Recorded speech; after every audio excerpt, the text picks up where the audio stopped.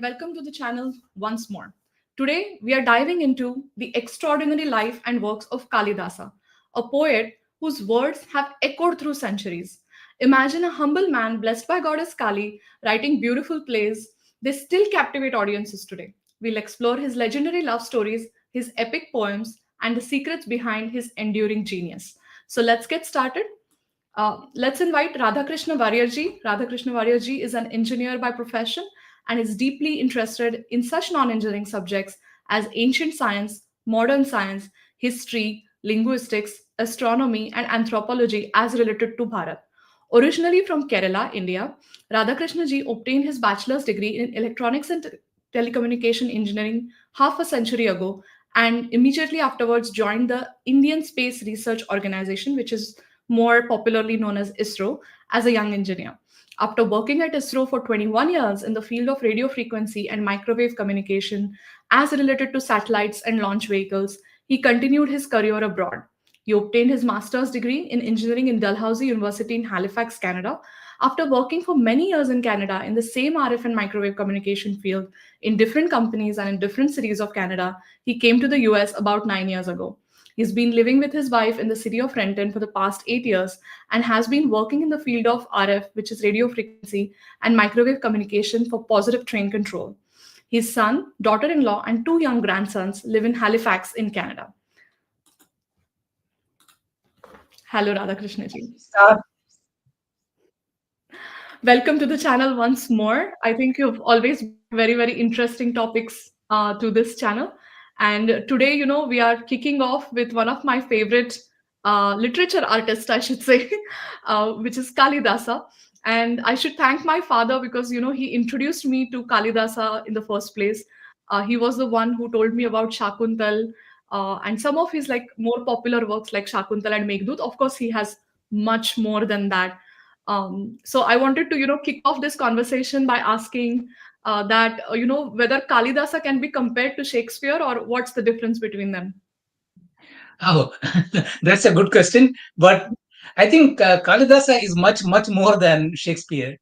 Okay. Shakespeare is just a dramatist, but Yeah. Kalidasa is more than a dramatist. He has actually means he was a playwright. He has written dramas, but he has also written beautiful poetry. Poetry. Yeah. And so we can say there's no comparison actually, really. Kalidasa is much more than Shakespeare. Right. And I feel like he deserves much more popularity than Shakespeare for sure, Yes, which hopefully we'll do through this channel and this presentation today. yes, But also the era is very different. I think Kalidasa is way, way before Shakespeare as well. yes, So let's kick off this conversation by talking about, his work, or I think, like I said, there are more popular works like Shakuntala. I know that there was also like recently there was also a movie again on Shakuntala, yeah. and it was widely, again, the audiences loved that movie. The story itself, I feel, is very, very strong, and you would like easily remember that story. Same Yeah. for Meghaduta, I think, which is more popular. But also let's talk about other works of Kalidasa which are more Yes. famous since a long His time. he might have authored more plays and more poems, Mhm. definitely, but these have reached us after 2000 years. Right. So uh, the main works are Abhijnanashakuntalam. Mhm. Abhijnana means recognition, means Shakuntala is being recognized. That's the theme of the story. Yeah. Okay, she was forgotten, then she was recognized later, But and yeah. then See, I have stuttering, so That, I might stutter at some words. Please that's excuse me for that. So Urvashiyam means Urvashi won by wow. valor, and then Malavika Agnimitratram means Malavika and Agnimitatra. So Yeah. these are the plays, the dramas Mhm. that Kalidasa wrote, and the poems. Yeah. They are Meghaduta, the cloud messenger, Raghuvansha, the dynasty of Raghu, Kumara Sambhava, the birth of Kumara, and Ritu Samhara. That's the pageant of seasons. The first two are big, means they are big kavyas. Ritu Mhm. Samhara is short, it's not that big, Got but it. all are equally appealing, equally good, and of poetic excellence. Right. And his works have left a lasting impact on Indian literature, and they continue to inspire writers, poets, and artists even now. Yeah. And see, whenever anyone learns Sanskrit, at least a few of Kalidasa's works are the prescribed textbooks. You have to learn that. Right. And I learned Malavigagni Tatram in my Malayalam classes, but that Wow. was the translation of original Sanskrit. Right. And, I think this is also something that I would like to point out to the viewers that there are plays, yes, but I think his poetry is so diverse. Like, I think Cloud Messenger is more about a yaksha writing to his like wife saying that I miss you so much. But it's more like a travel log, and we'll talk about that later. But Raghuvansha is completely different. It is about the uh, Dynasty of yeah, the entire clan of Raghus and their valor and how the story finally comes to Sri Ram. So that's just completely different than Meghdut. That has no, some playwrights or some poetry artists. I see that they are into one topic and then they write into that topic beautifully, but other topics not so much. I feel like his work is just completely very very diverse and still extremely beautiful and popular. So let's dive into some of his like. Let's get started with even knowing who he was and what he did during his lifetime. see, actually, there is a remark on Kalidasa. Nirgatasuna va kasya Kalidasasya suktishu Pritir Madhura Sandrasu Manjarishuva Jayate. And that means who is not pleased with the poetic utterances of Kalidasa, which resemble flower bunches overflowing with honey. So that's how. And who said this? This was said by Banabhatta. He Yeah. is the 8th century poet, playwright, essayist, and Hmm. he was in the court of Harshavardhana, the famous emperor. Yeah. And he has also written Harsha Charita. That's a piece of history, the story of Harsha. And Jayadeva, I think you all know Jayadeva, the famous author of Gita Govinda, Yes. Odisha. He sang his Gita Govinda before Jagannatha, Yeah. and his wife Padma, Padmavati danced to those songs. So Yes. he has described Kalidasa as Kavikula Guru, means Mhm. the guru of the kula of kavis. Yeah. So, and then there is a phrase, Upama Kalidasasya, means Yeah. the simile or metaphors of Kalidasa. They are Yeah. famous, Very. none to match yet. Mhm. Yeah, and we should discuss a few of them in this session as well. So, let's talk about his who he was or where he came from as well. But before we kick it off, I think there's a fun reference on one of his plays and how that starts, because it's hard to imagine that every artist now that he's so popular and recognized, but at a point he was still new and he was still maybe struggling in the field, or may not be struggling, but he was just getting introduced to everyone as a Right. uh, author of plays. So how did that work for Kalidasa? Did folks still Yeah. enjoy Kalidasa right from the beginning? See, the very first play he wrote Mhm. is Malavika Agnimitram, Malavika and Agnimitra. So in ancient India, when plays are staged, the Sutradhara is literally one who holds the thread, but Yeah, it means the director or stage manager. The yeah, Sutradhara comes on the stage and says things.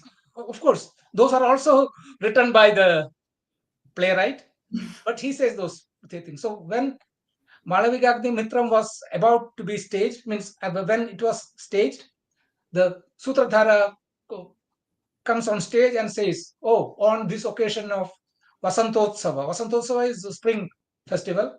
The audience require us to play the drama Malav- Malavikagnimitram, composed by Kalidasa. So let us start the music. But Mhm. his helper hesitates.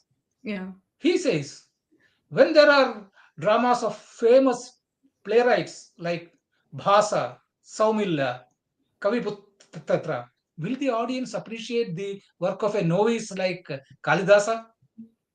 In reply, the Sutradhara utters this is a classic verse. Okay, Yeah. what he says is, not all works are good because they are old, Right. and not all works that are new are not bad. Yeah. The wise choose after careful consideration. The fools depend on the opinion of others. Means mudha buddhi. Yeah. So here, Kalidasa is hinting that his work should not be considered inferior just because he is a novice. And Yeah. then the name of this novice is reverberating for the last 2000 years. Yes. Oh my God. Yes, for sure. So I think he was not, he was not being very, he is being very open about the fact that, don't judge me because I'm new. Yeah. So I feel, yeah, I think it is somehow mindset of most people that if a person has been in the field for a long time, you tend to appreciate his work. But if someone is new, then you are like, oh, he's still getting there. And I think Yes. he's hinting towards the fact that one should not do that, and only fools are the one who depend on opinions of others. You should form your own opinions after watching Yes. some. So that's a great, that's a typical, I feel like typical Kalidasa to get started.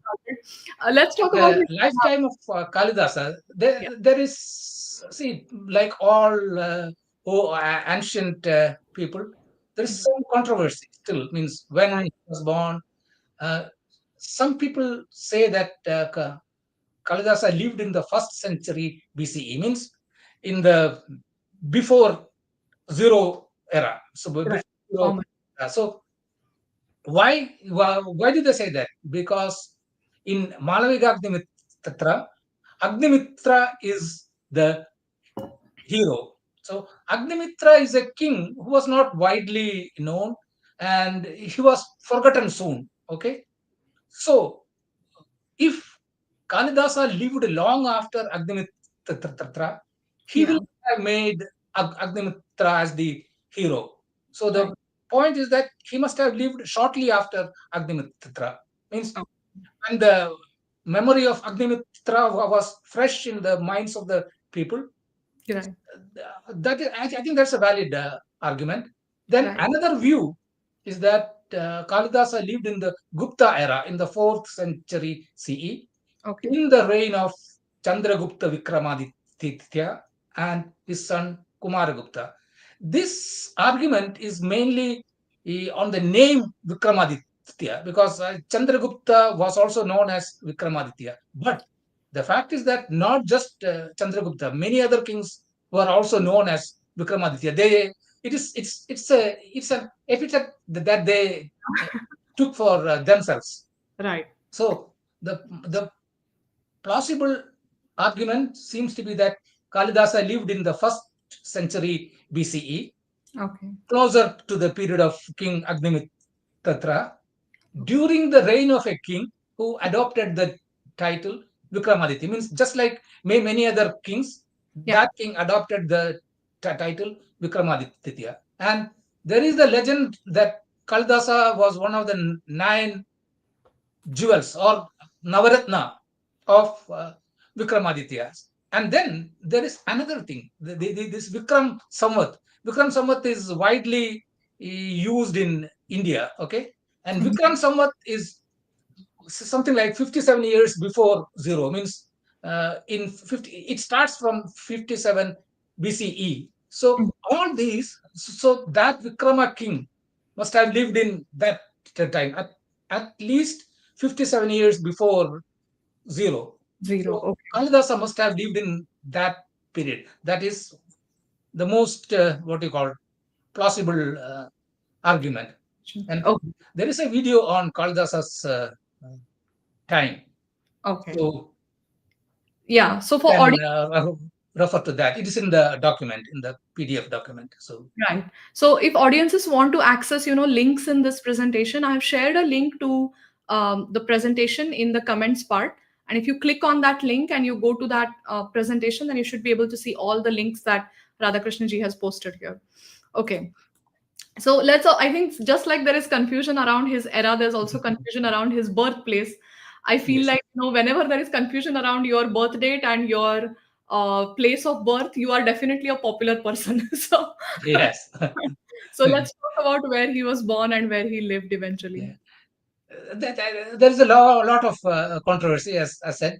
Some Mhm. people believe that he was born in Kashmir because he has referred to the features of the flora and fauna and geographical features of uh, Kashmir. He has actually described the kesar flower, the what you call saffron flower, Mhm. which is unique to Kashmir in India, at Oh, least. So, and he has described not only the flower, the plant also. So people think that he was very familiar with that, and also he has described some geographical features unique to Kashmir. So they think that he must have been born in Kashmir. There is another argument that he was born in Bihar, okay. in a city. I just forget the name. Mhm. Uh, and that city is famous for its Kali Mandir. There is Oh, a Kali temple. So there is the association of Kali and Kalidas. So yeah, that, based on that, people say he was born in Bihar. yeah. And some say that he was born in Ujjaini itself because he spent most of his life in Ujjain. Ujjaini. Ujjaini is modern Ujjain. So the actually, we should not bother about where he was born, but where he worked. Right, He composed all his poems in Ujjain, and most probably his plays were first staged in Ujjain. right. So, so his Karma Bhumi. the city most associated with him is Ujjain. Right. And I also feel like Karma Bhumi is more famous than Janma Bhumi, usually, at least for popular people. Yes. So, when I was coming to the US and I was not willing to leave my family behind, this is something my father said to me that your Janma Bhumi is India, but your Karma Bhumi is probably the US. So you shouldn't hold yourself back on going to the US. And I think that I can relate here with Kalidasa as well. He is more popular in Ujjain because all of his plays and his work is more appreciated or introduced in Ujjain itself. And I feel like that's why he's most linked with Ujjain. No wonder, I think all famous personalities have been in Ujjain. I feel Aryabhatta was also in Ujjain at a point, and so was Kalidasa. No wonder, like I think Ujjain was, zero longitude considered. Yes, yes. See, Okay, just like Greenwich is the zero latitude now. So yeah, sorry, zero longitude now. yeah, Ujjain was the zero longitude of ancient India. Not right, only ancient India, yeah. but Even I think, also ancient world, means yeah, till pre-modern times, Arabs used uh, Ujjain. their 0 degree longitude as Ujjain. Right. Yes. There is a viewer who has a comment here. Their name is Usharani, and they are saying that Malvika Agnimitra talks about Navaratna of Vikramaditya. This Yeah, may be adopted by Krishnadev Raya's Ashtika, Astika Ashtika, Gajas, 8 gems of ministers. So, ministers. Yeah, Krishnadevara also had, means many kings had such uh, yes, gems, gems in their court. definitely. Okay. All right. So let's talk about, folktales of Kalidasa. I think, again, like I said, when you're popular, there's always confusion about your birthplace and your Yes, workplace and your time of birth. I think there is also a lot of folktales around how Kalidasa became Kalidasa. So yes. let's talk about that folktale as well, Radhakrishna ji. Yeah, go ahead. You can narrate it.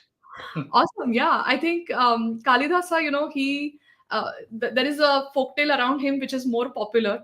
That they say that Kalidasa was earlier a fool in his life. I don't want to say that, but that's what the folktale is. And there was once, a very beautiful princess who was proud of her learning and her education, and she declared that she would only marry someone who could defeat her in a learned debate. And so a few learned bachelors were in search of a supreme fool for having their revenge on this princess, unfortunately, because they were not happy with whatever, if she won or she maybe demeaned them or something, and they wanted to have revenge against her. So they searched, their search was going on, and they came across Kalidasa, who was very young and handsome, but he was sitting on a branch of a tree and cutting that branch itself, which kind of made them realize that this is definitely a fool that we should grab for the princess. So what they did was they dressed him up with very fine clothes and took him to the princess, and then they instructed him not to utter a single word. And they said to the princess that Kalidasa was a very learned man, but right now he is in a vow of silence, so he cannot speak. And so he will only reply with hand gestures to her. And then the learned men wisely interpreted all the foolish gestures of Kalidasa, and they made it into something very, very, intelligent remarks. And this convinced the princess that he was a very learned person, and she was defeated in the debate. So she decided to marry him. Now there's a twist in the story. Of course, in the first night, the princess discovered that Kalidasa was an unlettered fool. He had no idea what he was saying. So she pushed him out and told him that he should only return if he managed to become a learned and educated man. And this was, heartbreaking for Kalidas also. He was roaming alone in the night. It was Vasant Panchami, which is like the fifth moon of the bright fortnight. We just had it a couple of weeks ago. And then Kalidasa wandered in the forest and entered an old Kali temple, where he locked himself in. And goddess Kali was apparently out. She was out on in the field in the forest. And when she returned, she found the temple locked, which was very strange, because that never happened. And then she asked, "Who is inside?" So in reply, Kalidasa said, "Who is outside? You first tell me that, then I'll tell you who I am." So this was very strange, but goddess Kali had thought that this was a brave person. So she said, "I am Kali." And then Kalidasa replied, "I am then in that case, I am Kali's servant, so I am Kalidasa," which is which was again a very witty answer from him. So goddess Kali was extremely pleased with his answer, and she gifted him with the wealth of learning. And so she said, "May goddess Saraswati, or goddess of she is known for goddess of learning, may goddess Saraswati be ever with you." And that is how he was blessed, and then he became known as Kali Dasa, who is Dasa of goddess Kali. And then he came out of the temple with absolutely a gifted man. And when Kalidasa returned home as a learned man, then the first question his wife Vidyotama asked him was, "Asti kashid vig- uh, vagvisheshaha? Asti kashid vagvisheshaha? Is there anything particularly intelligent that you can show now?" And when she found out that Kalidasa has returned as a brilliantly endowed man, she tried to welcome him back as a husband. But now again, there is an unfortunate part here where Kalidasa declines, because he says that you are now my guru, you are the one who made me learn all these things, so I cannot have you as a wife anymore. So that was the folk tale. But funnily enough, I think there is a catch here where Kalidasa's work has these words. So I'll let Radhakrishnaji talk about that a bit. Yeah, Kalidasa, maybe that was the sweet revenge of Kalidasa, Yeah. but he actually used the first three words of what his wife said as the starting word of his three compositions. Uh, see, she asked him, "Asti Kaschit Vag Vishesha." Okay, so he starts Kumar Sambhava with Asti, Mhm. and the first verse is Asti Tatarasyam Dishi Devatatma. Then he Okay. starts Meghaduta with Kaschit. Mhm. Kaschit Kanta Viraha Guruna, the first shloka. Then he starts Raghuvamsha with Vag, Right. Vagarthaviva Sampraktau. So he at least gave some credit to his wife by Yes. using those three words. Right. Yeah. That Folktales can be very highly imaginative and also very intelligently spun. for sure. But it's if he actually did that and twisted the words, That is brilliant again, because I feel like Yeah. exactly using these three words to begin three of his works is Yeah. amazingly brilliant. Awesome. So let's also talk about, there's also a story about Raja Bhoja and Kalidasa. I think this is Vikramaditya, right? Yeah, this is Raja. See, actually, again, this is folktale. Yeah. Kalidasa lived in the first century BCE, Yeah. and Raja Bhoja lived in the 11th century CE. But folktales mix all everything. Yes, So, for and sure. Bhoja actually ruled Dhara in central India. Of course, Dhara is not far from Ujjain. Yeah. It is Okay. Dhar. It is modern Dhar in Madhya Pradesh. Madhya Pradesh. Yes. Okay. So this is also a fun folktale. Radhakrishna ji, do you want me to explain Yeah, this? yeah. Go ahead, go ahead. Yeah. Okay. So, Raja Bhoja and Kalidasa were close friends, and once what happened was they had a difference in opinion. Like everyone has, I think, but this one was more serious, and Kalidasa left the court in anger and roamed incognito in the forest somewhere outside Dhara.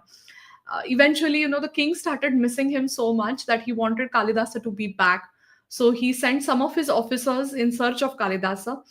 The officers at a point they came back and they said, "Oh, we saw Kalidasa, but we mostly think that is the same person. We are not entirely sure." What the king did was he instructed his officers to tell the person that they thought was Kalidasa, and he asked them to tell him that uh, king has passed away, King Bhoja has passed away, and let him know that what the response of this person was. So the officers go ahead and they tell the person that the king Bhoja is no more.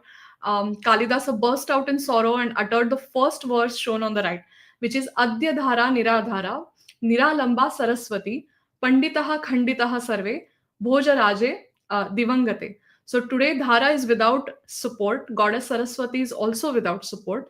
All scholars are grief stricken at the departure of Raja Bhoja to heaven.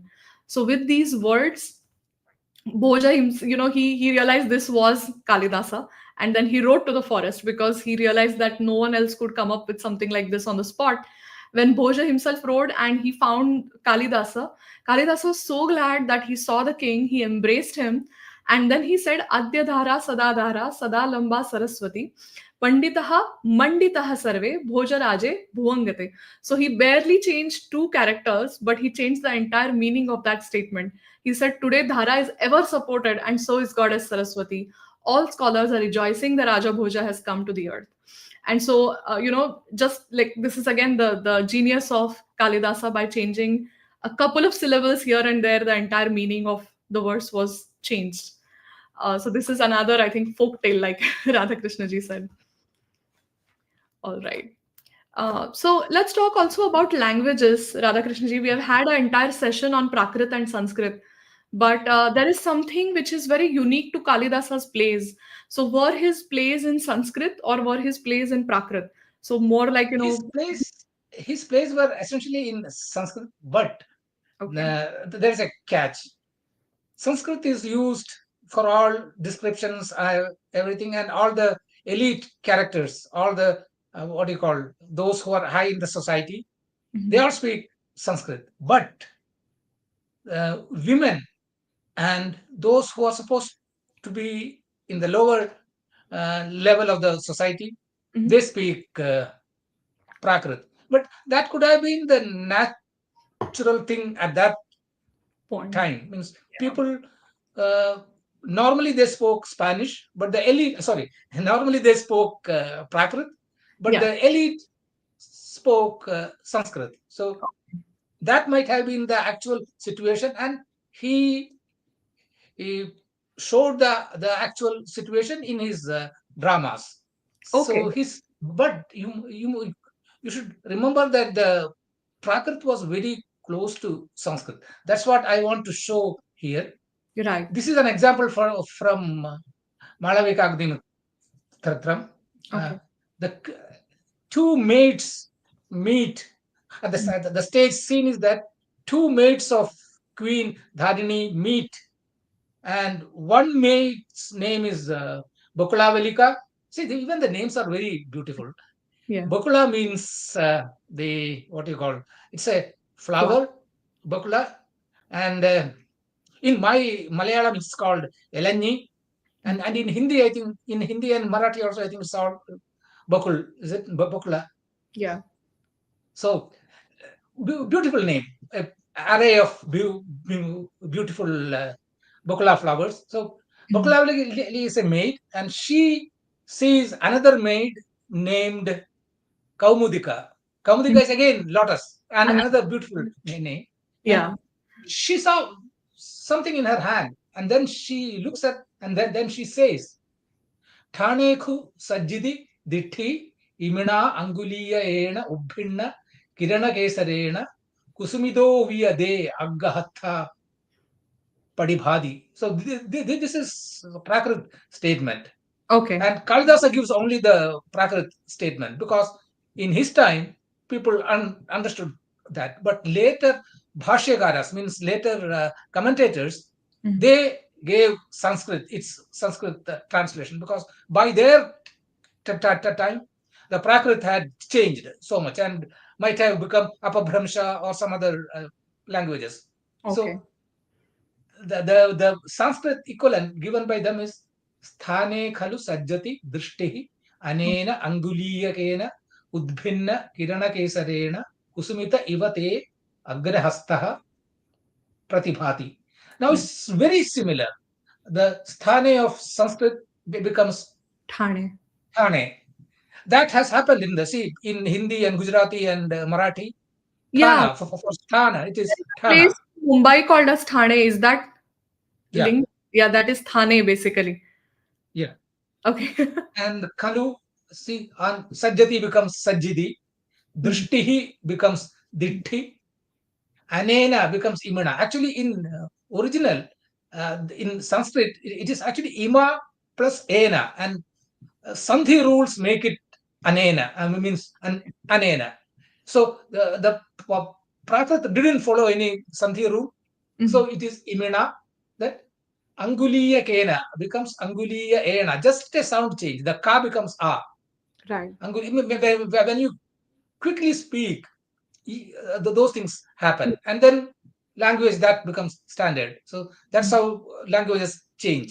Yeah. Then Udbhinna, that is Ubhinna. Mhm. Kirana Kesarena, it is saying Kusumita Ivate, that becomes Kusumido Veya. Mhm. Again, small sound change. Te becomes de. Agra becomes agga. Mhm. Hasta becomes hatta. So Mhm. see, Hindi hath is from hasta. Right. Then pratibhati. Pratibhati means shines. Yep. Bhati. So that becomes padibhati. Yeah. So It that's how its meaning right. is.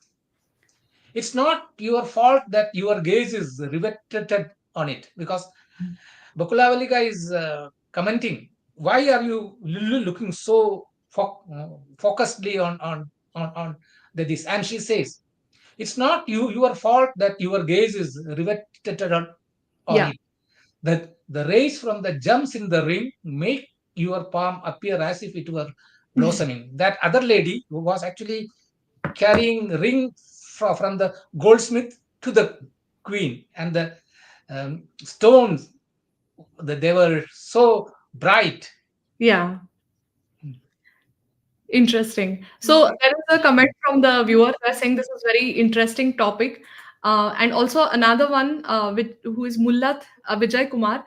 He's saying that this is a very esoteric subject, means mysterious Yeah, subject discussed in a way that makes understanding it as a possibility.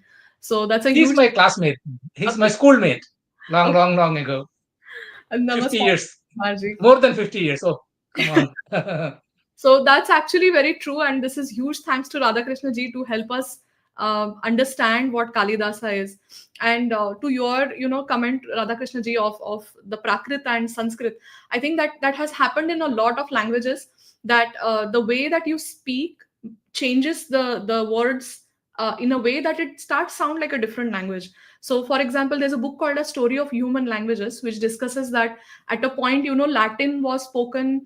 Some people would think that in Spain, this is just bad Latin being spoken, but eventually that became Spanish, right? Yes. Because eventually that is how the languages kind of separate. there's like a way to speak which is easier.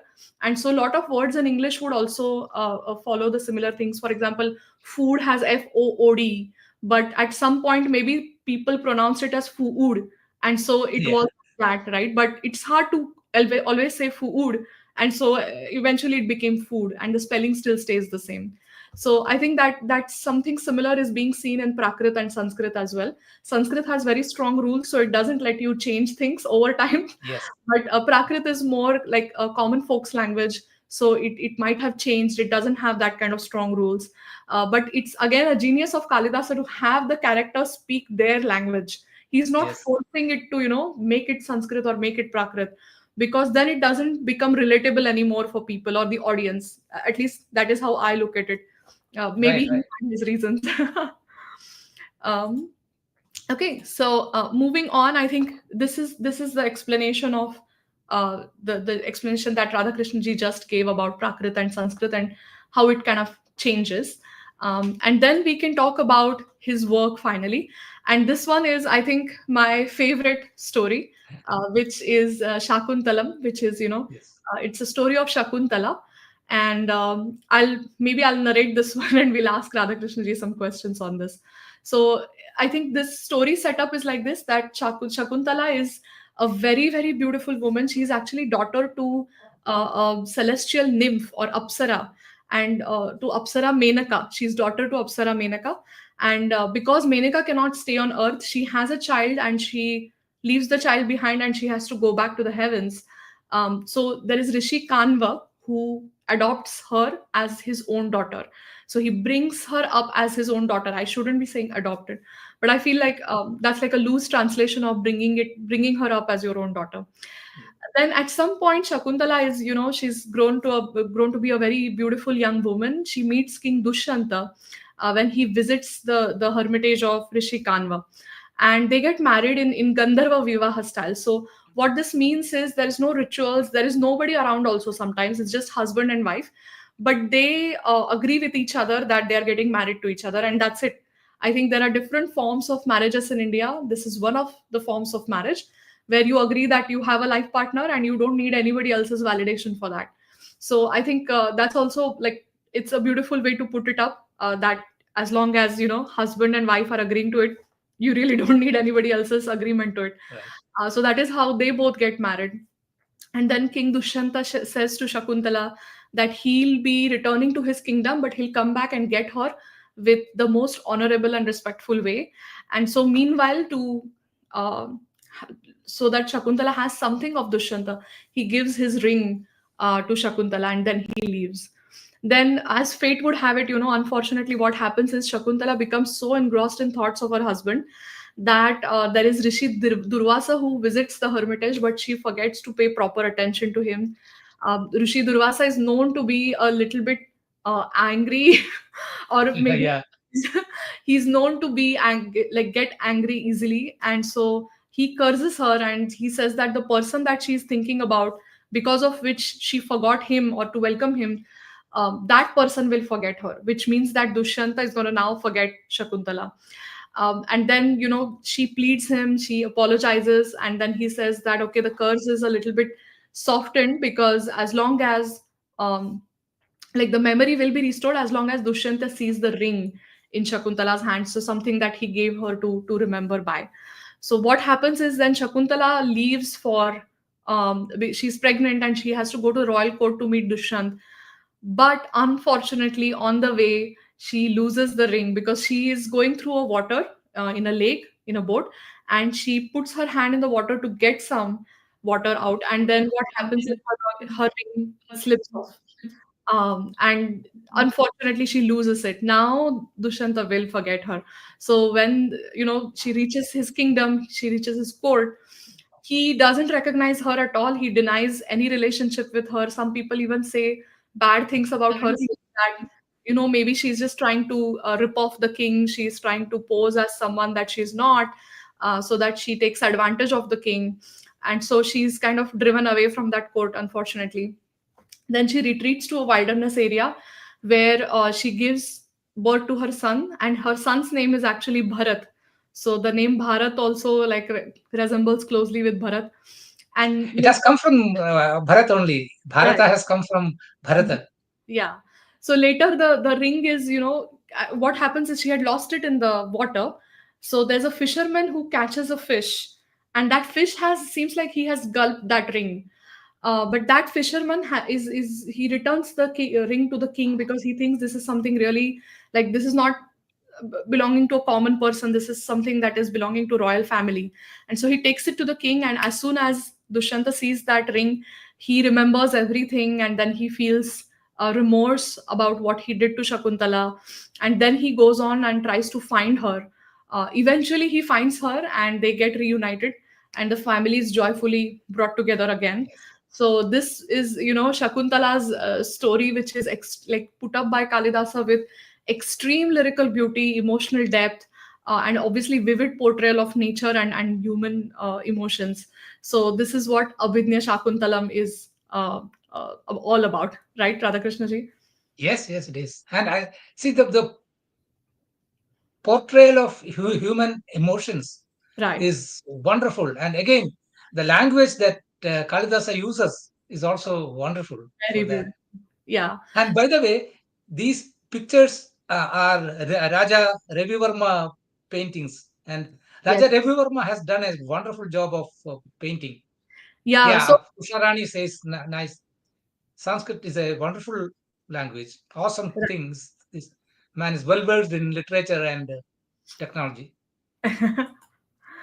Awesome. So, for viewers who don't know Raja Ravi Verma, he was an extremely talented artist in more recent era, and he has tried to paint all of. I think he's tried to also paint Shakuntala, but other works of Kalidasa also, which is Urvashi and Pururava, and we'll see about that as well. But if you want to really see his paintings, you should visit the city of Mysore, which is called a city of palaces, and then you should go to Jagan Mohan Palace, where his work is being portrayed. I think him and his brother were both very, very talented artists. And this is the portrayal of Shakuntala, who is engrossed in thoughts of Dushyanta, that Raja Ravi Verma has painted. And he's done a very beautiful job at that. Okay, so let's move on to Abhidnya Shakuntalam. I think there are like a few poetic references, Radhakrishna ji, which I would love Yeah, for you to yeah, tell. yeah. Actually, in Abhijnana Shakuntala, there's a saying that kavyeshu natakam remyam tatra remyam Shakuntala tatrapi cha chaturthonkas tatra shloka chatushtayam means of kavyas. Mhm. Natakam is the best means of all poetry. Drama is the most delightful, and of all dramas, Shakuntala means drama of Shakuntala. Of Shakuntala, the fourth act means Anka. Yeah, act is Anka in Sanskrit. The Right. fourth Anka is the most beautiful, and Mhm. of the fourth Anka, the four verses, Shloka Chatushtayam. So the four verses. Mhm. That's what Sanskrit Pandits say. And which are those four verses? Those are verses 6, 9, 17, and 18 of Act 4. And I have just shown here verse 6. For the others, you can click on the link and find others verses equally beautiful. So here, the scene is actually Shakuntala is leaving the hermitage. Mhm. So when Shakuntala leaves the hermitage, Kandava is so sad and he expresses his sadness. Mhm. Now that Shakuntala is to go away today, my heart is affected by anxiety. Yeah. My throat is choked with tears held in restraint. Right. My vision is dimmed by cares. Mhm. Wonder. To me, a forest dweller, such is the weakness due to affection. See, I am just a forest dweller. I am a rishi, and Mhm. I am affected so much by the departure of my daughter. Right. How much then will householders be harassed by the fresh griefs of separation from their daughters? See, how much will a real household will be affected? Right. That's very true. Son Yeah. or daughter. You see, I was very sad when my son got a job and went away from our house. Yeah. Mhm. And I think that's also, I think it's 10 times more Radhakrishna ji for father daughter. I feel like because Yeah. I know that I have that connection with my father. And so he was extremely heartbroken when I left for US. Not that he wanted me to stay back, and not like he wanted me to pursue my dreams and finish my education and come all the way to US. But he was very sad that I left, and we could both feel that extreme emotion, that that emotion of separation of a daughter from her father. It's really really a big deal. So I feel like that's again very very beautifully portrayed by Yes. Kalidasa here. And no wonder that Rishi Kanva is saying that, because he's brought her up as his own daughter. So Yes. definitely would feel that distress. I think coming to his next work, this is about Pururava and Urvashi. Yes. And to set some context here, Radhakrishna ji, correct me if I'm wrong, but Pururava is one of the ancestors of Arjun. Yes. Very true. Yeah, and Urvashi is again another Apsara, which means she is celestial nymph. She cannot be on Earth for a long time, and they fall in love for each other and fall in love with each other. And then there is like a sad part of the story which I can maybe narrate to the viewers. So this one is it's a blend of romance and fantasy as well, and it's a 5 act play. In the first act, the play begins with a dramatic incident where the Apsara, Urvashi, that I said, like she's a celestial nymph, she's captured by a Danav or a demon, and she's being held by him without her consent. And then King Pururava, he heroically rescues her. They fall in love with each other at first sight. So feels like falling for each other at first sight is not a very new concept. Seems like Kalidasa's plays have it all over in throughout. Yes. So, however, Urvashi has to return at some point to the heaven, leaving Pururava heartbroken. So, in second act, then in heaven, Urvashi pines for Pururava as well. It's not just that Pururava is missing Urvashi; she is also missing him. Due to her distraction, she makes a mistake during her performance. So, she's by Apsara. What I mean is, she is not just beautiful, but she is also great at performing arts. So, one of them is also dancing, and I feel like due to this distraction she makes a mistake during one of her performances, and she's cursed by Sage Bharat to be separated from her lover. So for that, first she has to come down and then get separated. So she has to come down to earth first, where she meets Pururava once again, which is maybe a happy moment for both of them. Then act 3, the lovers are united, they're happy, but their happiness is very very short lived. Urvashi incurs a curse by stepping into a forbidden groove on Mount Gandhamadana, where they were having fun, but unfortunately, because she enters a forbidden area, the curse turns her into a vine, which is like a tree. And devastated by her transformation, Pururava has no idea what happened to her, and he wanders through the forest searching for her. So then in Act 4, after much searching, Pururava finds the vine that Urvashi has turned into, and with the help of Sage's blessing, Urvashi is restored to her original form. However, the curse dictates that they cannot be together forever. So this is kind of tragic. At least the original story of Pururava and Urvashi that I know is tragic, where they cannot be with each Yes. other because of this curse. And Yes. so in Actually, Kalidasa changes that story. Hmm. yeah. So in Act 5, despite the curse, the couple enjoys their time together and begets a name called as Ayush. And then the gods take pity on them and lift the curse, allowing them to live together happily ever after. So this Act 5 part where they are living happily ever after is, I think, Kalidasa's way to make sure that he ends it on a good note instead of a Yes. tragic love story. So this is definitely one of the most beautiful stories where Urvashi is, won by valor, and it's celebrated for again imaginative storytelling, the depiction of emotional struggles of the lovers. There is depiction of nature in all her glory that Kalidasa has used, and we'll see from his poetry as well that the nature and seasons and everything is very very dear to Kalidasa. So he's using all of that to his advantage to show the human characters being together. So I think this, the metaphors that he uses have been immortalized with the expression called as Upama Kalidasasya, which is no wonder that it is like, because I think in this particular play he has used a lot of upmas from what I know. Yes. Awesome. Okay, so this is second work of Kalidasa, And Yeah. let's talk about, there's a fun story where Pururava has, this is the setup that Pururava has fallen for Urvashi. But he feels like Urvashi is not yearning the same way for him. So I'll let Radhakrishna ji explain this Yeah. particular part from Kalidasa's So work. uh, Pururavas is tormented by his desire for Urvashi, and he's roaming in the garden, and he's thinking, "Oh, Urvashi doesn't know my love, so sad, and all that." Now, Urvashi is there, but she is invisible. Means she is Apsara, so she can make herself invisible. So Right. she is there, invisible, and she hears what the king says. Hmm. Then, but still she's not ready to face him in face to come face to face.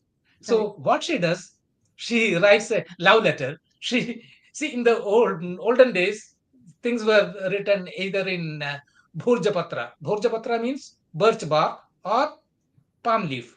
Right. So Urvashi takes a bhurjapatra Mhm. and writes a love letter, beautiful letter. She says, Lord, you have liked me, but you do not know me. If I really were as you think, means if you think that I don't reciprocate your love, that's not true. Then how come the cool breeze from the forest of Nandanavana Mhm. seem hot to me? Means that cool wind is hot to me. And as I sleep on my bed of the Parijata flowers are wilting under me. Means I'm so hot, Right. she says. And she actually eh, drops it in front of the king. Mm. And the king actually takes that. In Kalidasa's drama, the king takes it and reads it. That's how the audience get to know what the content is in the letter. Right. So that's beautiful. Again, as in Kalidasa's all dramas, Mhm. Urvashi writes in Prakrit. She's a female, so she writes in Prakrit. Right. And this is the wonderful letter she wrote. Mhm. Somi a sambhavi a jaha aham tuve amuniya Mhm. tataha anurattasya jai nama tuha uvari nam le luliya parija a sa anija yammi honti nandanavana Achunha a sarirae. And Mhm. then later bhashyakaras, later commentators have given the Sanskrit equivalent. Right. Swamin sambhavita yathahim tvaya ajnata Mhm. tathanuraktasya yadi nama tavopari nanu mama lulita parijata shainiye bhavanti Mhm. nandanavana api atyushnakaha sharirake. Right. That's the same thing. Lord, you have liked me, Yeah. etc. Right. So This is also, I would like to point it out to the viewers that given that Kalidasa let Prakrit remain Prakrit, and some characters speak Sanskrit, but seems like since that era accepted this, it seems like both could understand each other. It's not like if yeah, someone's speaking in Prakrit, I wouldn't understand them. It's mostly sounds like Prakrit is a dialect change of Sanskrit from. yes, exactly. So, for example, if I am from Pune, I'm speaking, Puneri Marathi. If I travel to Nashik or Nagpur or other places, the dialect changes a little bit, but I can still easily understand them. And I think that is exactly what he is trying to show here. That it's not a big deal. Now we feel it's a big deal that there is one part is in Sanskrit and other is in Prakrit, but they kind of seem like dialects of each other. Okay. So let's talk about Malvika and Agnimitra also. This is another work of Kalidasa which is very very very famous. So Malvika Agnimitram is, and also this is to point out this is the first work of Kalidasa that ever came out. And so it's a romantic comedy which is in modern world we call it a rom-com. And Yeah. so what happens is there is a king called as Agnimitra, and he is in love with Malvika when he first sees her in the royal court, or rather royal garden. And Malvika is in fact just a common maid. She is not of royal birth or anything. And then Queen Dharini, who is his wife, she initially tries to keep Malvika out of sight of the king because she is maybe jealous that the king has liked her. and so she tries to keep her out of sight. But eventually, she orchestrates a dance competition to showcase Malvika's talents. And as the story progresses, it is revealed that Malvika is of a royal birth. She is a princess who was captured and brought to the palace. And the play is filled with humorous misunderstandings and witty dialogues between the characters, clever, clever ideas of Vidushaka, which is like the court Yeah. gesture, and they who helps the lovers overcome their obstacles eventually. And the lovers are finally united with the blessing of the queen. Malvika becomes the third queen with Dharini and Iravati. And the play concludes on a very, very joyful note, celebrating the love of triumph over and also resolution of conflicts in that case. So Malvika Agnimitram is known again for its very lively characters. He's made it a very funny story also, Yes. and everything. It's a very engaging plot, and I think delightful deception of romance and intrigue in a royal setting. Yes. So I feel like this is another beautiful work of Kalidasa, which has been celebrated for many centuries now. Yeah. And And that's the first work. That is that, his first. yes, that is where he's asking people not to form their Yes. opinion before before watching Kalidasa's play. All right, so this is about his dramas, and I think that's only part of him. There is another huge part of him which is poetry, because I think Yes. it's definitely something to have a drama and have captivating stories which engage the audience so much. But there's a whole other side where you have to be witty with words. You have to think through for writing poetry, make it that kind of engaging for the audience again. So let's talk about his poetry now, and I think the most famous one out of them is Meghaduta. So before we kick this off, though, Radhakrishna ji, one question for the audience as well, on Yeah. their behalf, is whether his poetry was also in Prakrit and Sanskrit or No, um, no, poetry was always in Sanskrit. Sanskrit. Okay, so poetry Poetry is in Sanskrit. In dramas, he's just showing the social situation characters, where some people speak uh, Prakrit and some people speak Sanskrit. But right? when he writes poetry, it's all Sanskrit. Okay. So I think when we come to Meghadoot, something like Meghadoot, which is Megha is a cloud and Duta is a messenger. So this is again a concept very popularized by Kalidas. I think nobody before him used something like this, Yes, because he's using not there are, I've seen birds being used as messengers or something that is alive, but here he's using cloud, which can easily class. move through the sky.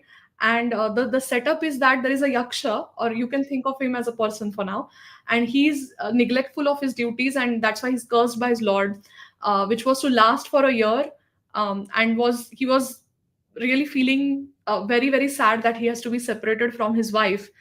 And so when he goes to this other place where he has to spend a year, he catches hold of a cloud and he tells the cloud how to find his wife and convey his message to her. So it is again very, very romantic and extremely full of emotions, but at the same time it feels more like a travel log, because he's telling the cloud Yes. on how to find spots to go and find his wife eventually. So it's kind of a mix of both, right, Radhakrishna ji? Yeah. Okay, so let's So see. here it is interesting that he was cursed. Of course, his boss was Kubera, the richest man, Yeah, okay, the richest person, Yaksha. They are all Yakshas. So Kubera cursed his uh, employee and right. cursed him. You be far away from your place. So this guy was in Ramagiri. Okay. Ramagiri is in central India, somewhere in central India, in Madhya Pradesh or somewhere. So it is from there that he sends the Megha to near Mansarovar on the Correct. Himalayas. His wife is living near in the Kailasa, near the Kailasa mountain, and also near Manasarovar. And he's Right. sending the cloud, and he's describing everything on the ground, the landscape in a beautiful way. All the landscapes, rivers, temples, Mhm. towns, everything. Okay. So that's where it feels more like a travel log. Yeah, exactly. All right. So when we talk about Meghadoot, I think there is also I think we've had a session on temples in the past where we talked a bit Yeah, about Meghaduta in a very short version, where we said that he mentioned one of the Shiva's temples in that. Yeah. So let's see Ujjain, how he Mahakala temple. Mahakala temple in Ujjain. So let's see how he is used, different types of what do you say, like places. And he's telling the cloud not to rush to his wife also. He's telling the Yes, cloud yes. to, enjoy those spots and then eventually go and find his wife so that he can give See, the message. so here actually, this is an interesting piece of words. Right. He Kalidasa says, "Tasmin nadau Mhm. katichida balavikta sakami nitva masantakam whatever," and then Ashadhasya Pratham. prathama divase Yeah. मेघमाश्लिष्टटसानु पप्रक्रीडा परिणगत Mhm. प्रेक्षणीयं Mhm. ददर्शः. So what this says is that on that mountain, Mhm. the loving husband, separated from his wife, Mhm. several months did he spend, Yeah. his forearm bare with the fall of his golden Mhm. bracelets. Everything was gone when he was exiled to Ramagiri. Mhm. Everything was gone. So on the first, he sees on the first day of Ashadha. Ashadha month is when the monsoon starts. Right. So he starts a cloud clinging to a mountain peak. Right. It resembled an elephant playfully butting a big rampart like this. Elephants do, no? Yeah. Like so, the black monsoon cloud appeared to be a black elephant. See, this is all Kalidasa's upama so Yeah. nicely. So when he says that, it comes up in our mind, that image, that Yeah. beautiful image. And another thing is that he writes this in the melodious Mandakranta meter. Meter means vrutta in Sanskrit. So he writes in melodious Mandakranta Vritta. So, and then with this, and this spawned a genre of Sandesha Kavya. Mhm. Sandesha Kavya means message poems. Right.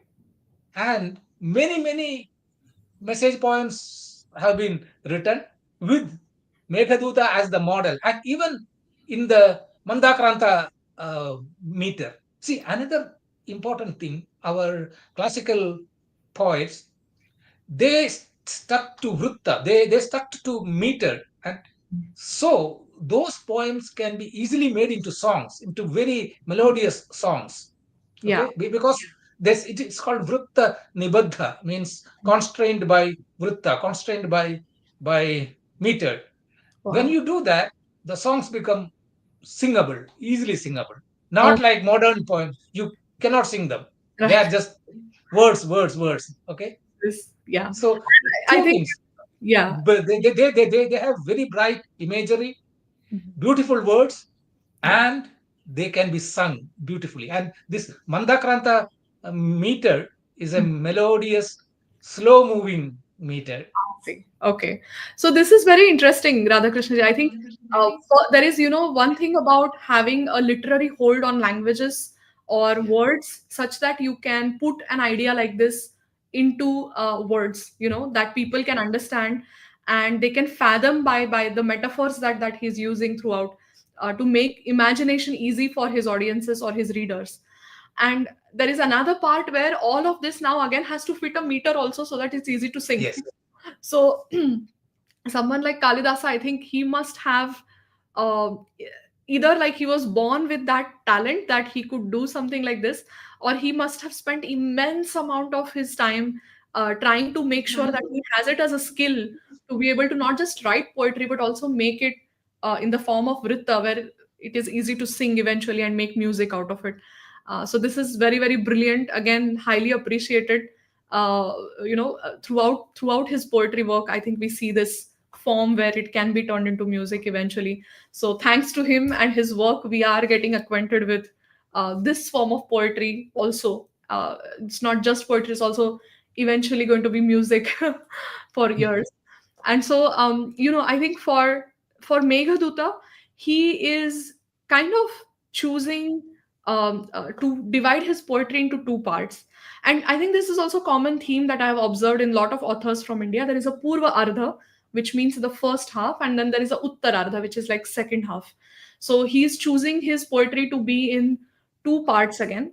And in the first part, there is pining of his beloved wife, that he had to be separated from her.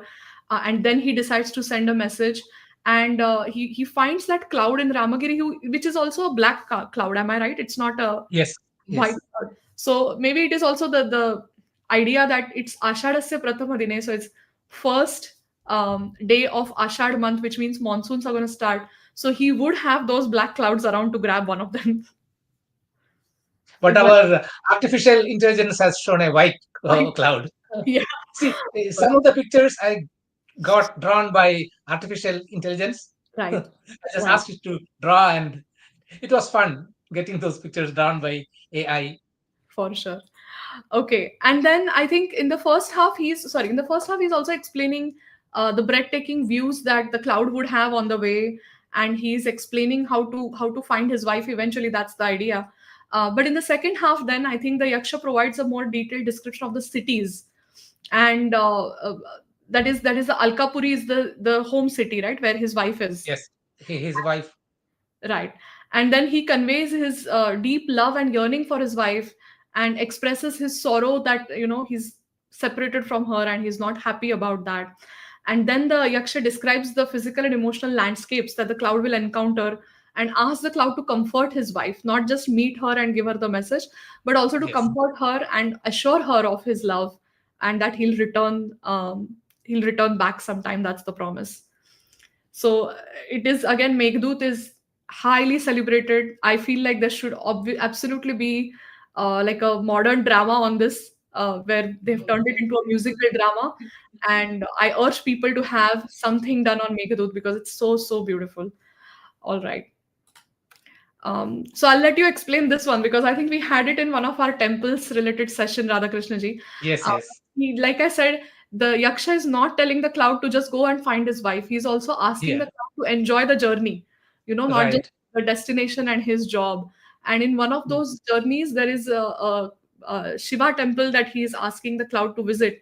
So I'll let Radhakrishna ji explain yeah. what So, that so verse he's asking the cloud to go over the Mahakala temple in Ujjain, and he says that even if you reach there earlier than evening, is. stay there till evening, till Yeah. the evening worship takes place in the temple, and with your mild thunder acting as a, what do you call, drum, mridangam, acting as a drum uh, during the evening worship.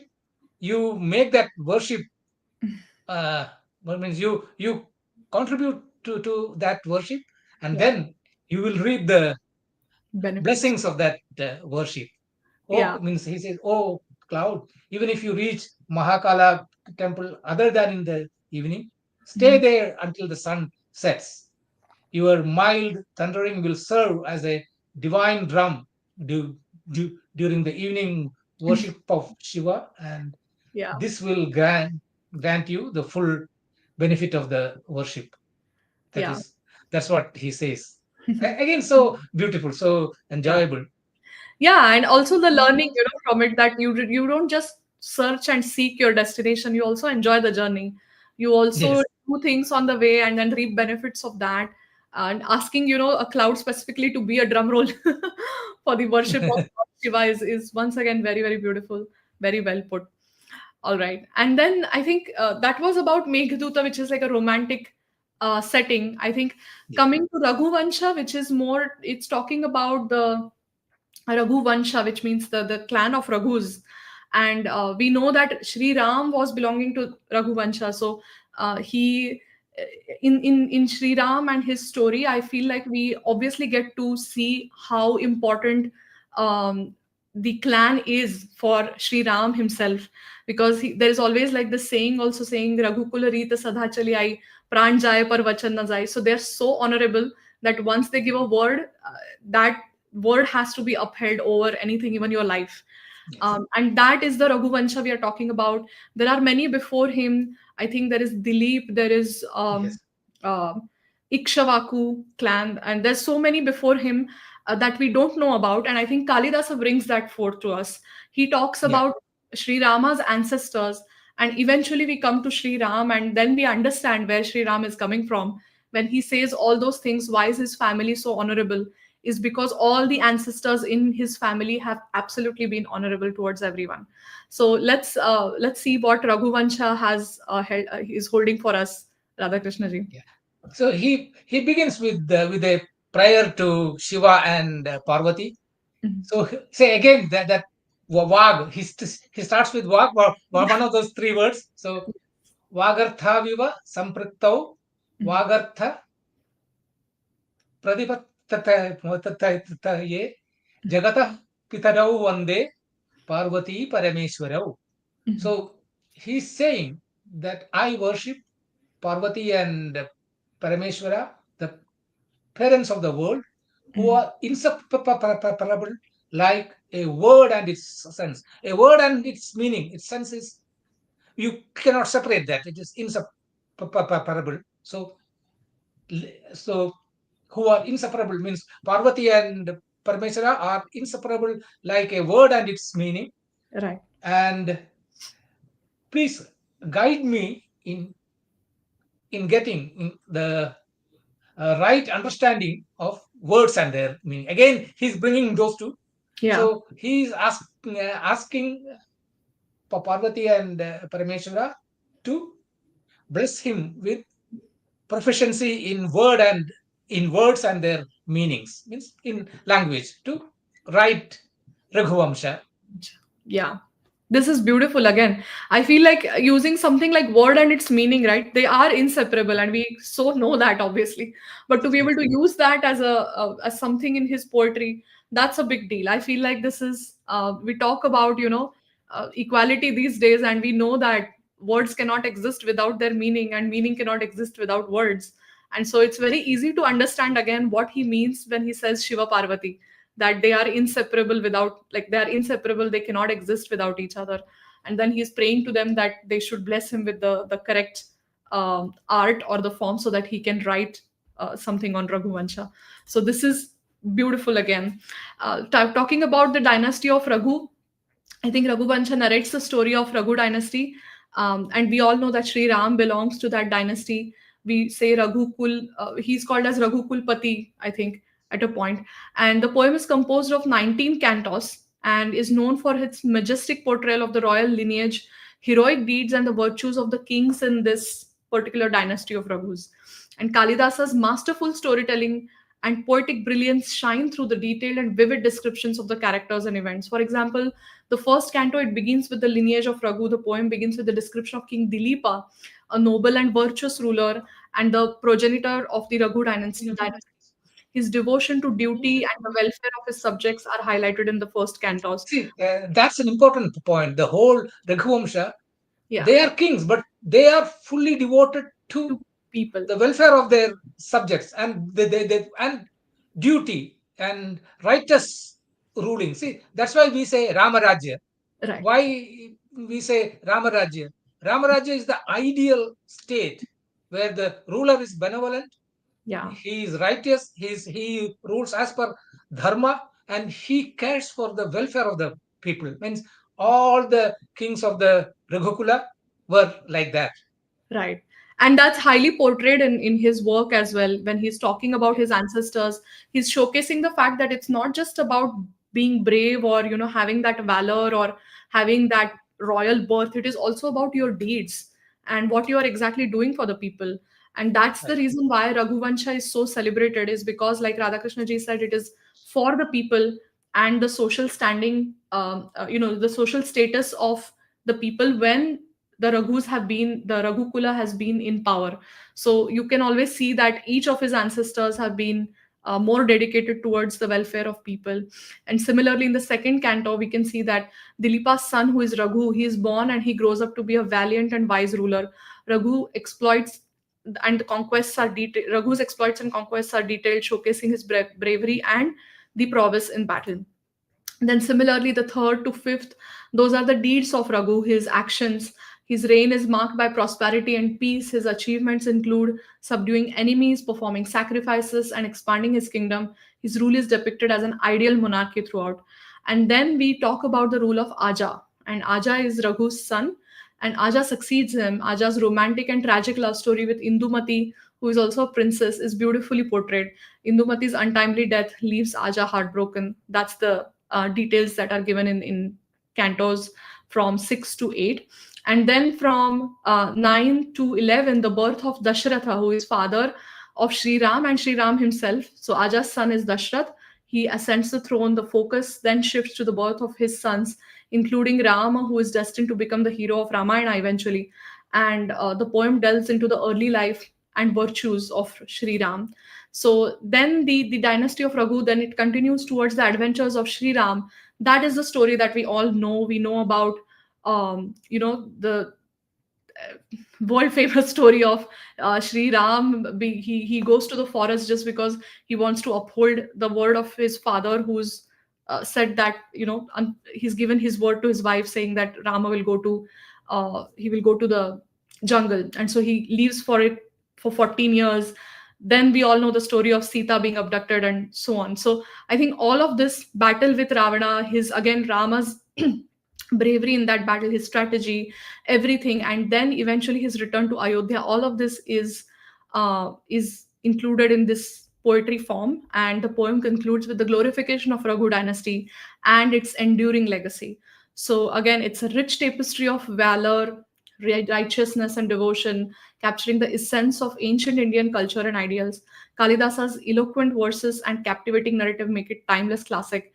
There's no wonder everybody knows the story, but I think to know about the ancestors and then eventually come to the story and read it in this kind of beautiful form is just a blessing. And I think this is the picture is from a manuscript, right, Radhakrishna ji? Yeah, yeah. From Nepal. Okay. So this one is currently in Nepal, but it's a manuscript of one of like few of the verses from his work. Yeah. All right. And then we come to Kumara Sambhava, which is, I think, the birth of Kartikeya, which is Shiva and Yes. Parvati's son. So let's talk about that, Radhakrishna ji. Yeah. This is a very interesting, means very beautiful work. Yeah. See, and Ka- Kalidasa again begins it with Asti Yeah. Tarasyam Disi Devatatma Himalayo Nama Nagadhirajaha Purvaparo Toya Nidhi Vagahya Sthita Prithivya Iva Manadanda. So this is about Himalaya. He says on the northern front of this country that forms the heartland of gods, Mhm. intercalating means meeting, intercalating uh, himself into eastern and western oceans, the Arabian Sea and the Bay of Bengal, Yeah. and western oceans, like a measuring stick of the earth. Manadanda. Manadanda means measuring stick. So he is there as a measuring stick and Mhm. stands sovereign of the snowy mountains. So Mhm. he starts with a dedication to Himalaya. Why? Because Parvati is the daughter of Hima- Himalaya and Kartikeya is the son of Parvati. Parvati. Yes. That's again very, very beautifully put. And so I think there's also Shiva requesting Arundhati and seven sages to ask for the daughter of Himalaya. So tell us a little bit about that, Radhakrishna ji. Yeah, yeah. See, that's also an interesting thing. So here, Shiva asks the seven sages and Arundhati. Arundhati is the wife of Vasishtha. Right. So they are all there, and Shiva requests them, please go to Himavan, means Himalaya, Mhm. and uh, tell them that I, means Shiva, wants his daughter as his bride.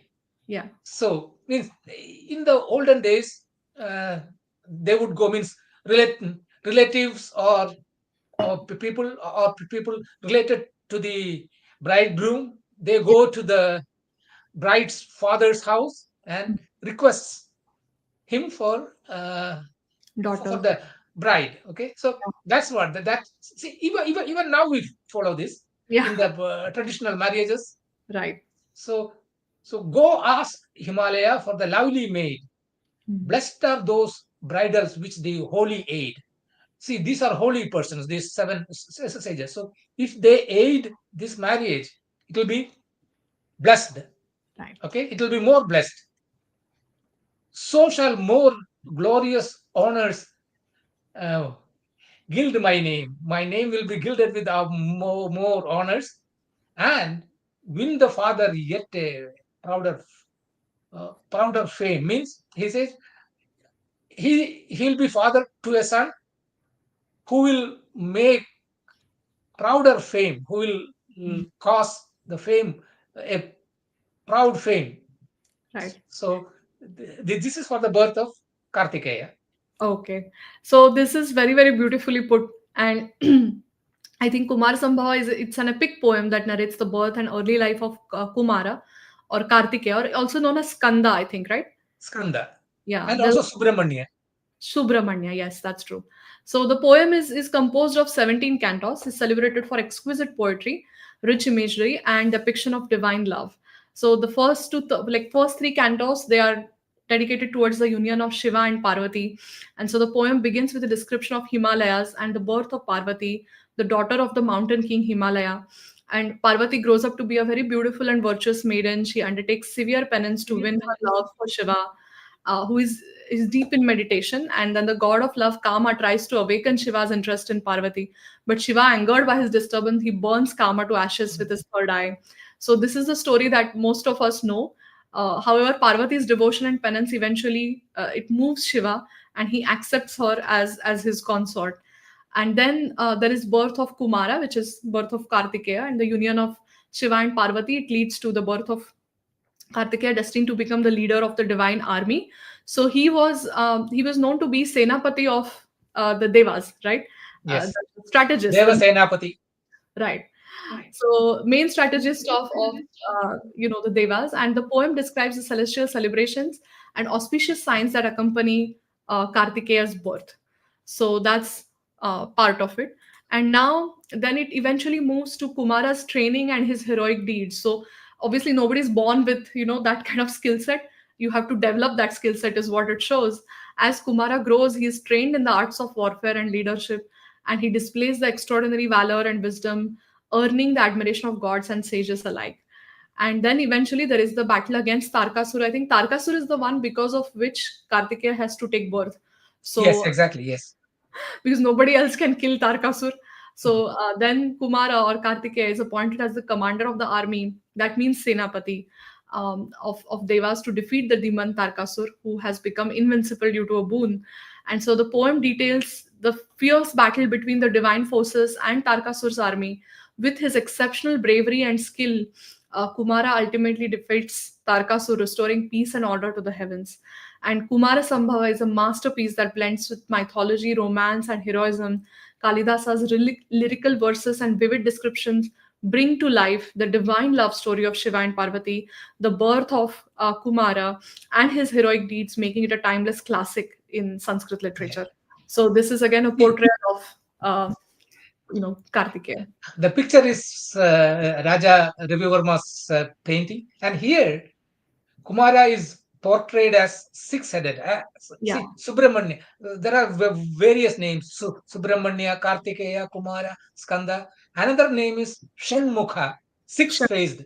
Yes, yeah, that's right. So I think here I had heard, but I he's never saw. portrayed as Shanmukha Right. on his Vahana.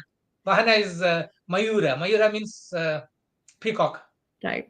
And I think Kartikeya is also known to be the patron of arts and literature. Yes, So sometimes he's portrayed with Saraswati, or at least there is a peacock feather that is placed with Saraswati to show that he's the one who appreciates arts and literature so much more than yeah, most that we know. Okay, awesome. So now let's talk about his final popular work. There's a lot of works that he has done, but I think this one is the final for today's conversation, which is Ritu Samhara. And this is again very, very different than what we have read so far. Meghaduta is about romantic ideas. Then there is Kumar Sambhav, which is about valor.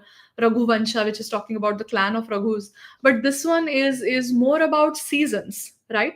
Yes. And as we know, in the West there are four seasons, which is there is spring, then there is summer, there is winter, and there is fall. So autumn. And in us, for Hindu folks, there have been six rutus discussed, and they are loosely over 2 months in a year, so 12 months in a year, and we have six rutus. And rutu is basically a season. So we have Grishma, which is the summer. Then we have Varsha, which is the monsoon. We have Sharad, which is it is autumn, right? There's Yeah, or autumn. Sharath autumn. is autumn. Okay, autumn, or I felt it's more like early autumn. Yeah, early autumn, we can say. Okay, and then the Hemanta. Hemanta is actually Early winter. okay, early winter. So it is actually part of our our second half of autumn and Uh, first half of winter, like win- that. it's kind of overlapping. Yeah, And then there is also Shishira, which is like cold winter, yeah, and then there is Vasanta, which is spring. And so, yeah. That's the most beautiful of the seasons. yeah, Uturaja, the king of seasons. Vasanta. That's why we also celebrate Vasanta Panchami in the Ritu of Yes. Vasanta. All right, so let's talk about Kalidasa's work around Ritu Samhara, which is like a poetic description. So how does it flow, Radhakrishna ji, from all these seasons, and what is he exactly explaining with that? It's a beautiful flow of uh, uh, poetry through the seasons, and Okay, he portrays his portrayal and his imagery again. It is so wonderful. All the words he uses, yeah, the upamas, metaphors, everything. right. I'll give a one example at the end of Mhm. that's a short uh, thing. Okay, So even that shows the imagery. okay, So, see, these are interesting. the Ritu. I drew it. My Yeah. So Grishma, I think his poem here begins with Grishma, right? And yes, then yes, it explains like if it's peak summer, I think I only enjoy mangoes in peak summer, but other than that, I want the summer to end usually because it's scorching sun and it's too much heat, and everybody is yes, looking for shadow or something which can give them yeah, a little bit of relaxed time. So I feel like once it's Grishma or it's peak summer, you are kind of yearning for Varsha to come, yes. which is monsoons for us.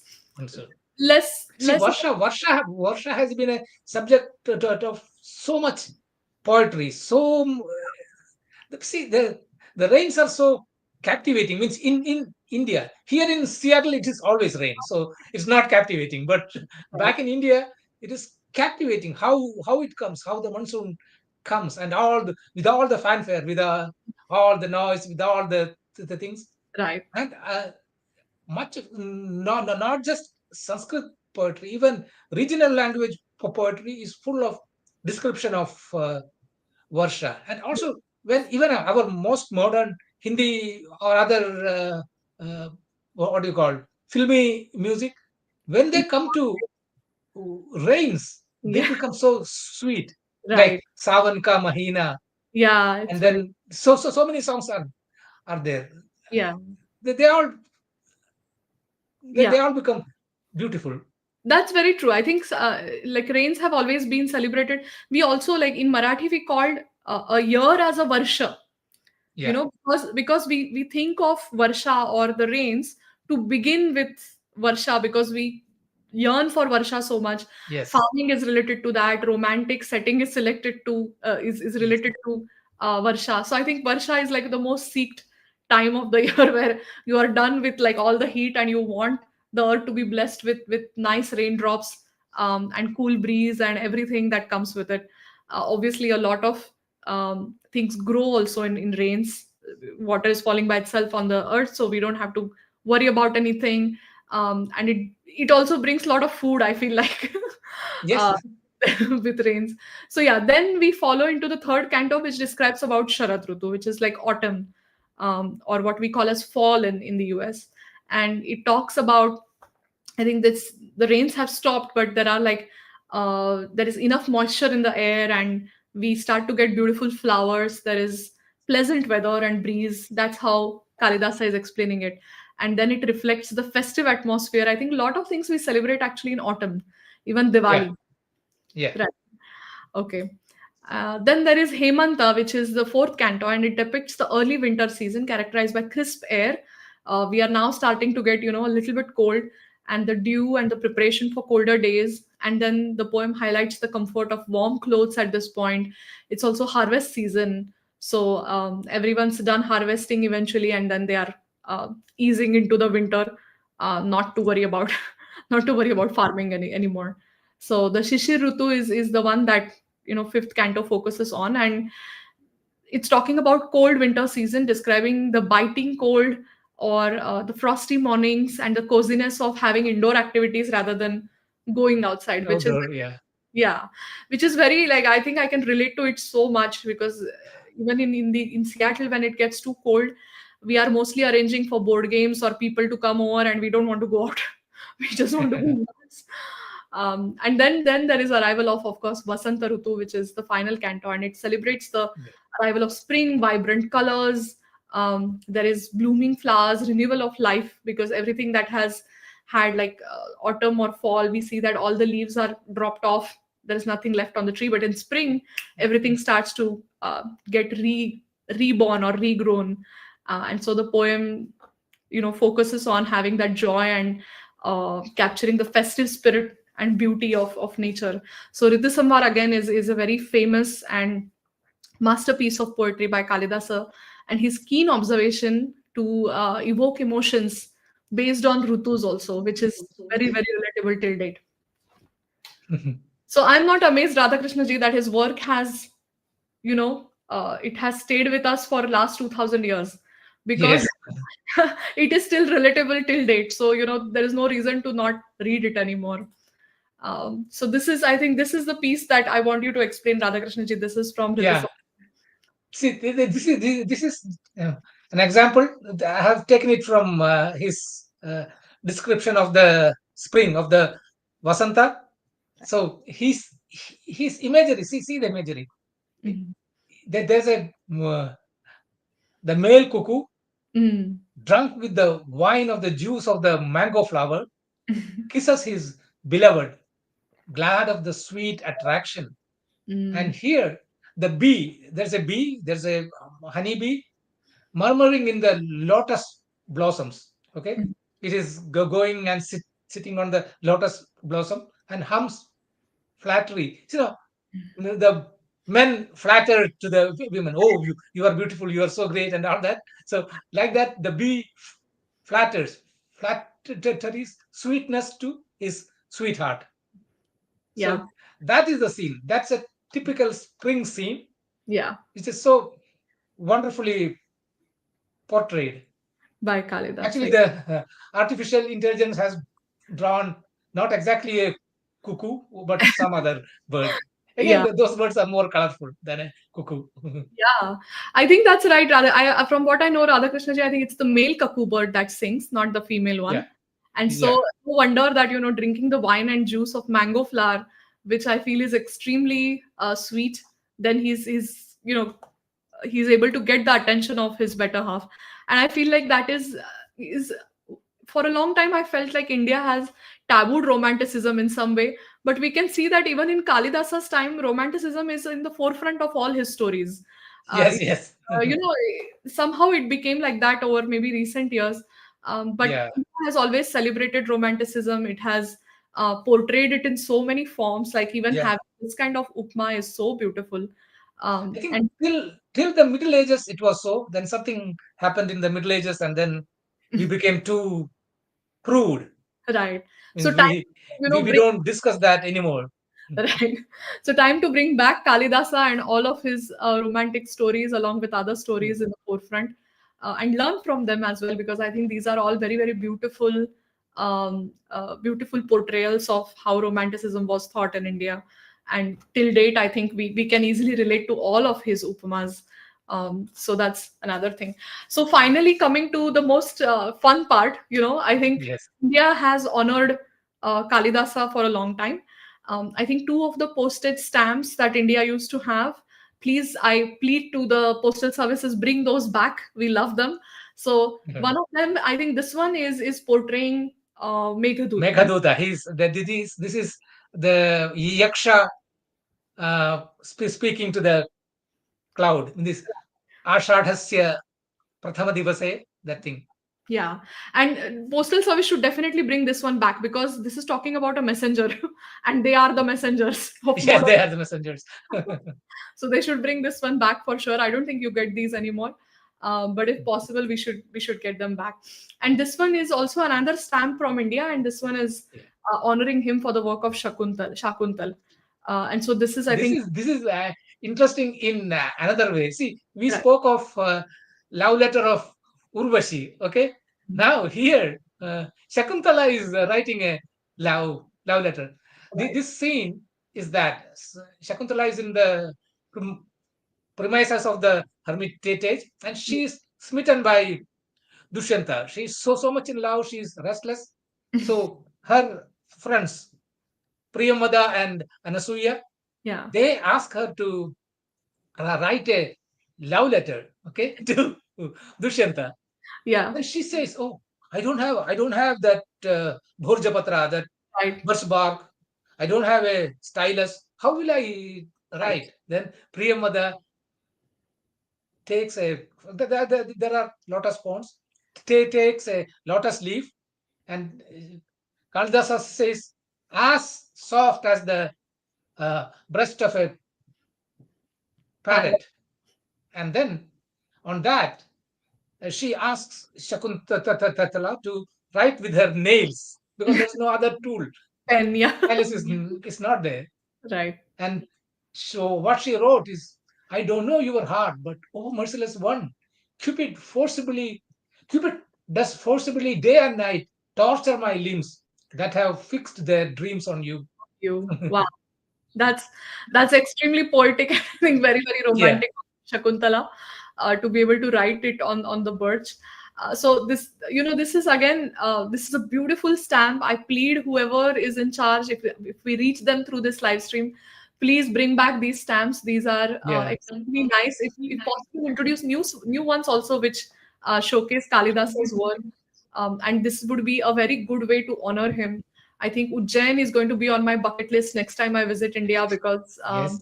we have a lot of things to visit in Ujjain which are more Kalidasa specific. And finally, Radhakrishnan ji, this is, I think, some of the Yeah. we about This is languages. this is how I transliterated the Sanskrit sounds into Roman letters. Yeah, The English letters are called Latin letters. So my transcription is like that. Short is simply an A. right. Long is with the Ah, line over it. Like mhm. that, all letters are shown That's good. with And we talked about these are called diacritical marks. All those dots and lines, they are right. called diacritical marks. So Yeah, we use the Latin characters with diacritical marks to yeah, represent our Indian sounds, means languages. Sanskrit sounds. We've discussed it in the languages related live stream where we said that Yeah, language and its script doesn't have to be linked.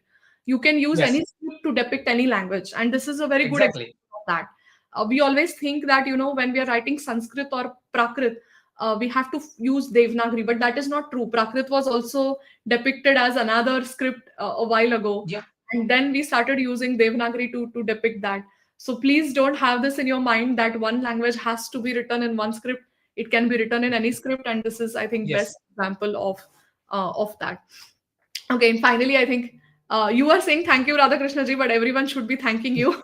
Oh, yes.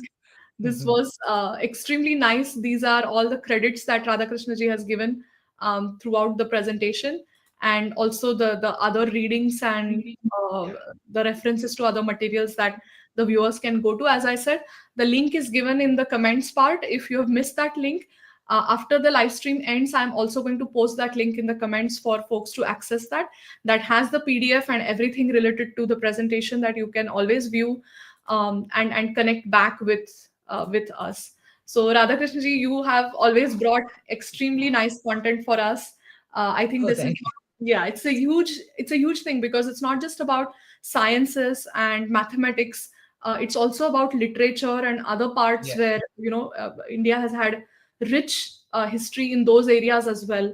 And to bring forth those things to the viewers with these kind of detailed examples and captivating content, I highly appreciate all your help throughout to bring this to our audiences. So thanks a lot.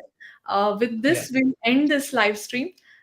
Please stay connected with us. If you like us, please reach out to us. Radhakrishna ji is always here to answer your questions. And please write to us in comments. Share these videos with the people that you love, or anyone who loves Kalidasa should definitely watch this live stream. Once again, thanks a lot for connecting with us today, and have a great day.